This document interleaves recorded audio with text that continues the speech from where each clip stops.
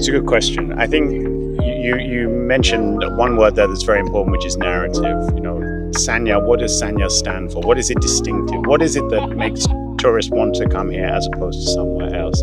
But you also mentioned the phrase high yield, high-end tourists, which is something that is still not quite well defined. The trends since the pandemic are still changing across Asia. We're still seeing new trends. The luxury trend, the high-end luxury, is still very strong. So that is a form of high-end.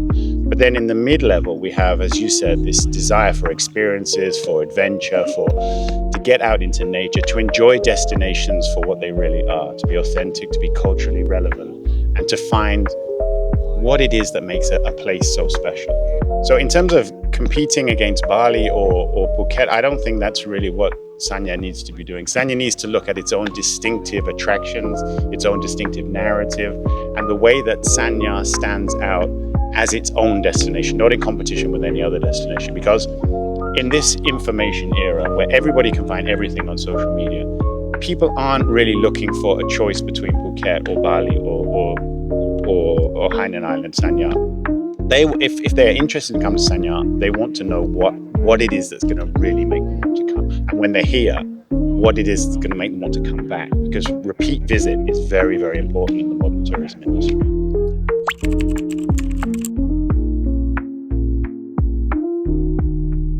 I think that's a good question because, Highland is a big island. You've got a lot here. It's a tropical island. You've got the beautiful mountains, you've got the trees, you've got the green, you've got the high-speed railways, you've got surfing, you've got beaches, you've got golf, you've got yachting. You've got so many different stories to tell. It's how you bring those stories together for different segments of your market. And when you're looking at attracting tourists from Southeast Asia or from other countries in the Asian region, you need to look at the different segments of your market.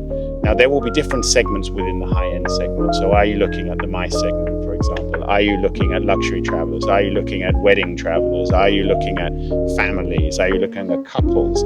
Everybody wants something distinctive these days. Everybody has their own aspiration for their own travel. So there is no single narrative anymore. And that makes it very hard for destinations to attract and to tell their own stories. But if you have a very strong story to tell, which Hainan does, you have to find the channels to get that story to different segments, whether that's different demographics, different age groups, or different markets, whether it's Indonesia or Malaysia or Japan or Korea, wherever that's from.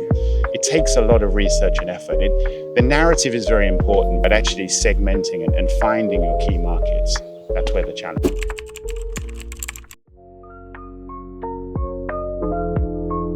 I think the interesting thing I'm going to talk about Hainan Island to begin with, is I've been coming here for 20 years. I first came to Hainan Island in 2005, and the tourism industry has changed completely in 20 years. And you've seen the development of different resorts, different bays, different segments of the industry, the use of culture. Like last year, for example, at this Tropical Coastal City event, there was a fashion show that had Lee and ethnic Hainanese culture into the clothes, which was terrific. It was very, very popular with all the visitors that came here.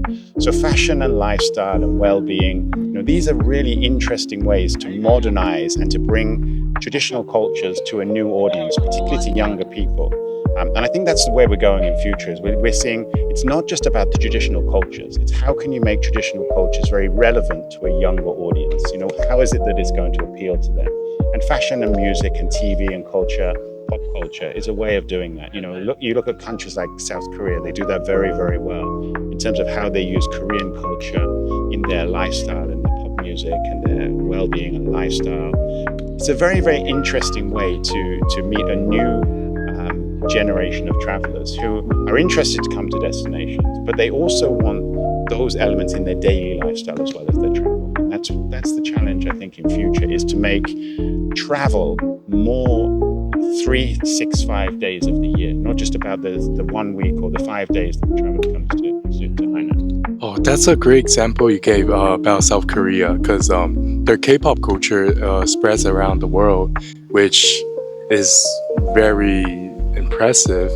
It is. It's very impressive. As you say, it's popular around the world, but increasingly now it attracts visitors to come to the destination.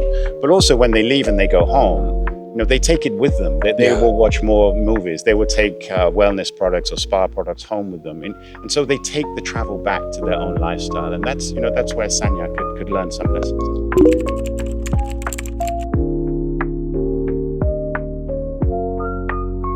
Okay, so I think in terms of the evolution of Hainan Island and Sanya's tourism positioning in Asia, there's no single event that's going to change that positioning. It's going to be hard work across the year. So you have to look at the different seasons, you have to look at different months, you have to look at the different markets. There isn't going to be one silver bullet event. So you need to look at the strategy. Where's the strategy going to take you in the next 6 months, the next 12 months, the next 18 months?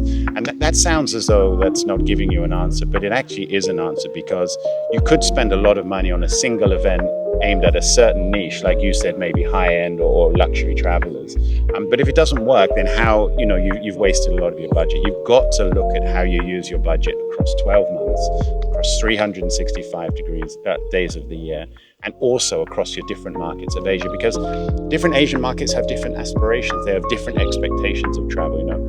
We see here in Sanya, it's very, very well tailored to the mainland Chinese market, exceptionally well tailored, and that's why so many mainland Chinese come here for holidays. But if you want to attract Malaysians or Indonesians or Singaporeans, there are some slight tailorings that you need to make. And that's not about an event, that's about how you really, really take your narratives into the destination and make people really want to come. I mean, this is a terrific destination. There's no question about it. I'm not just saying that because I'm talking to you. It is a great destination, but it's about positioning the destination. It's about getting the target markets that you want to attract and really making them desire to come, not just once, but twice, and then to tell their friends, because advocacy is so important in modern travel. Social media, very, very important way to tell your messages.